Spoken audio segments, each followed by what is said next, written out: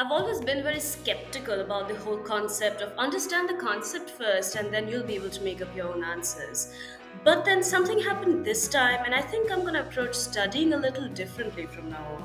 I was pretty nervous about my half yearly exams this year, and I'll give you a bit of a backstory so that you'll understand my situation better and where I stood just before the exam started. So, my school had a lot of fun activities happening one after the another, which I had to participate in or be a part of somehow. So, that meant that I was constantly thinking about how I can bring the next event into fruition. But as much as I love school events, this did affect my studies to some extent, to the point where I approached the last week before the exam without much preparation, which let me tell you isn't the best feeling in the world. So you can understand how it made a study oriented person like me feel when I understood that I hadn't managed my time pretty well, because I also have other activities and responsibilities outside of school in my personal life. Now, this was when I realized that I had to shift gears and make sure that I was studying a little differently and approaching my studies a bit differently so that I could finish everything at least right before the exam starts. Up until last year, I was the type of student who would memorize every single detail given in the book just to be safe.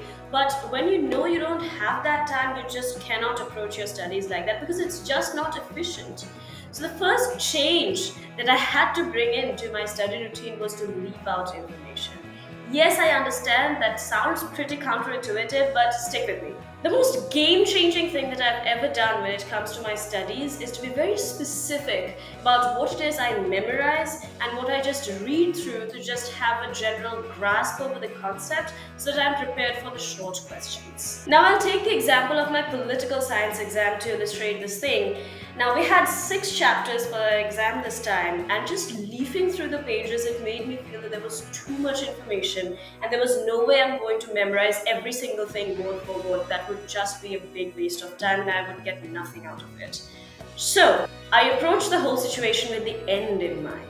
There were a few basic things that I had to keep in mind with this one. The first thing being that the highest mark that we would have for a certain question would be 8, and for that we have to explain any 4 points in detail. And so for every big topic, wherever there was like maybe 10, 12 points, I would select my 4 or maybe even 5 points that I would memorize, and I would just read through the rest of the points just so that I had an idea about where the things was going.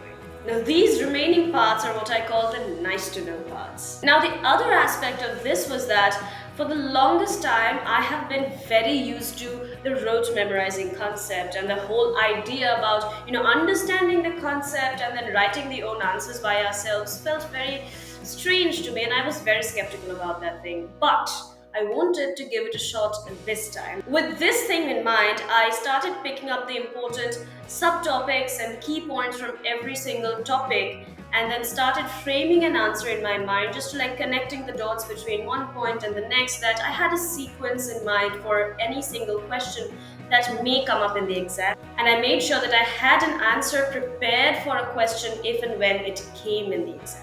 The third aspect of this was that I needed to make sure that I chose the right 4 points, because my argument in the answer needed to be a strong one, and that those strong points needed to have the key points, the key words that would then fetch me the marks. So with that thought in mind, I started being very selective about the points I actually memorized.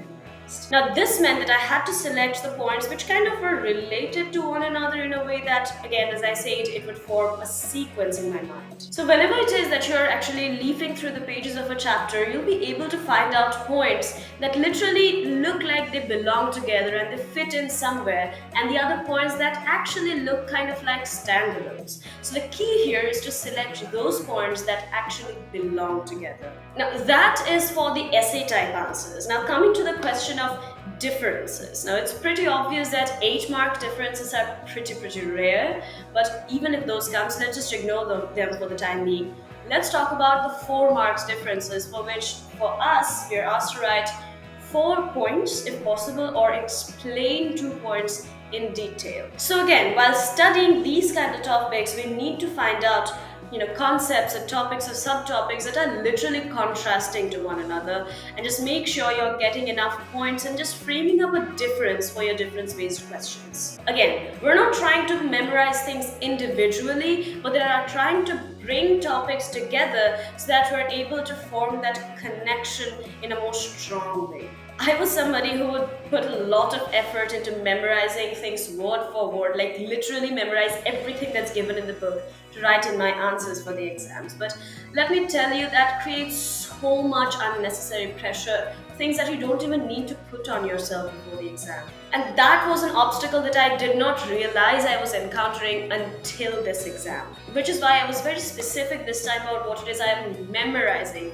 meaning that I would only memorize word for word the quotes that I would write as definitions for my answers, and just I improvised the rest of everything. I should also mention one more thing, is that I really pay a lot of attention during the class whenever these topics are being discussed. So when you're just paying that attention in the class, it already forms that first layer or the foundation of your core understanding.